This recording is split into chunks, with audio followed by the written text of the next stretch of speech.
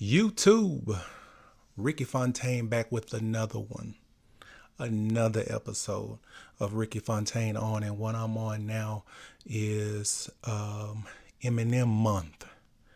That's what I'm all about. Don't forget to like this video, subscribe to my page, my channel for a lot of random videos. You might get music, you might get TV shows, you just might get just because it's Thursday I want to talk about. So again, this video is dedicated to my favorite rapper of all time, Eminem, who celebrated a 48th birthday back on the 17th of October. Happy birthday to you, sir. Without further ado, let's get to why we're here.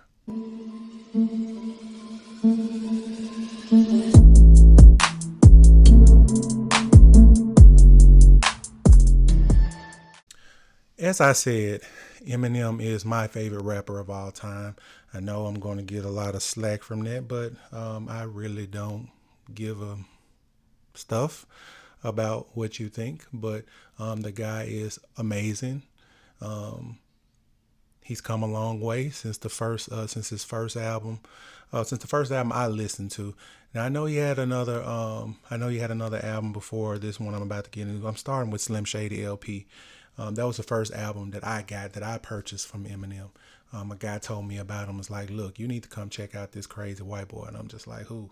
He's like, there's a cat named Eminem, man, and he is, he's awesome. I was just like, oh, okay, well, we'll check, we'll check it out. Everybody's heard white rappers before and, try to, get in the game and do their thing. But this one was totally different. This guy's different. So this month I'm going to be dropping videos of my favorite songs of Eminem, and I'm sure there are other ones and stuff. I'm just not doing videos too. But if you want me to, just leave a note in the comments and I will do so. But the first video is Guilty Conscience featuring Dr. Dre. And this song was way before its time. It was so dope. It made you think. It was something unique. It was something different. And Eminem brought that to the table. So let's get into it. Meet Eddie, 23 years old. Fed up with life and the way things are going, he decides to rob a liquor store. But on his way in, he has a sudden change of heart. And suddenly, his conscience comes into play. Alright, stop. Now before you walk in the door of this liquor store and try to get money out the drawer, you better think of the consequence. Who are you? I'm your motherfucking conscience. That's nonsense. Go in, gap on the money in front of one of your aunt's cribs and borrow a damn dress in front of a blonde wig. Telling you need a place to stay. You'll be safe for days if you shave your legs with grenades, razor blades. Yeah, but So, how many of us have had a conscience trying to talk us out of doing something that we really not supposed to be doing? Or talking us out of something that we should be doing, but we're not going to do it because you feel a certain way about it. This what made the song so clever, because you got this guy who's finna get ready to go rob a store. And before he goes in, you got Dre and you got M trying to tell him, look, you need to go this way or that way.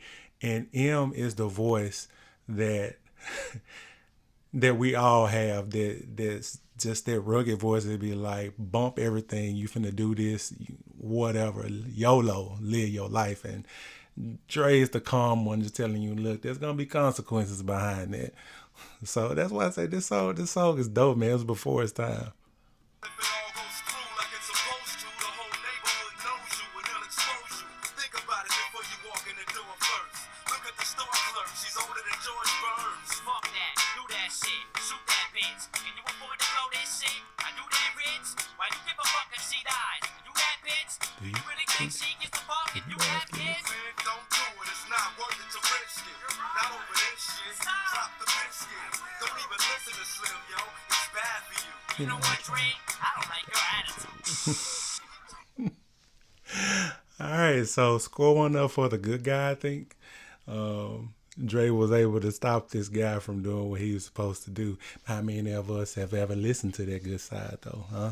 Probably a lot of us, because you're still out in the free world and watching this video. So on to the next story. Let's see if the bad guy can get one this time. And listen to the name that you hear, because this name has been going on through all his albums. And we got a first little glimpse of this gentleman here with this second one.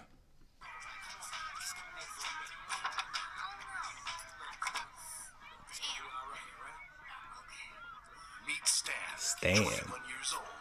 After meeting a young girl at a rave party, things start getting hot and heavy in an upstairs bedroom. Once again, his conscience comes into play. All right, before we get... Okay, I'm not laughing at this because it's all wrong. Like, you have to understand where we are now in this time is so sensitive, all right? I am not condoning date rape or anything like that, but this is the kind of stuff that turn people away from him. You got a scene here where you got Stan who takes advantage of this chick, and we're gonna hear how old she's. 15, I think. She's 15 years old, and that's the kind of stuff that just kind of turn people away from Eminem, man. It was just like, this dude is crazy, but Eminem says the stuff, and he says the stuff, and he's doing the stuff that people actually was doing. I mean, I'm being honest with you. I'm being honest. We hear this story every day to this day. You know, people are cuckoo like this, but you put this cuckoo-ness on an album, it's crazy. Crazy. Got away with that kind of back in the day. Now everything's so sensitive, man, but Eminem still lasting the hands of time with his words and his bars, man. It's crazy. Now listen to me, while you're kissing a cheek, smearing a lipstick, slip this in a drink. Now all you gotta do is nibble on this little bitch's earlobe. Yo, this girl's only 15 years old. You shouldn't take advantage of her. It's not fair. Yo, look at her bush. Does it got hair? Oh my This God. bitch right here on the spot bare. Till she passes out, she forgot how she got there. Man, ain't you ever seen that one movie, Kids? No, but I seen the porno with Son Nubian. Shit, you wanna get hard off the jail? Man, fuck that. Hit that shit raw dog and bam.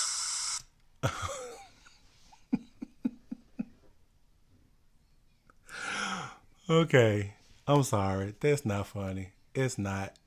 We don't condone. I don't condone it.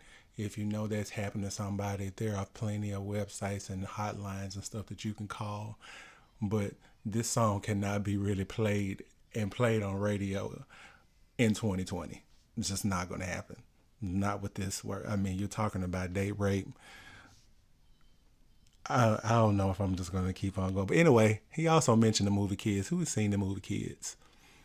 And I know somebody had to see that movie at least once. That was a crazy movie. So he mentioned Kids.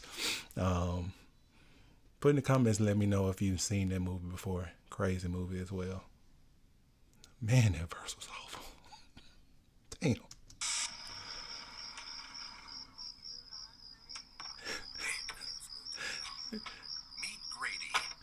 Grady was listening to some R&B song. That joint was hard. Here I lay. He walks in the door of his trailer park home to find his wife in bed with another man.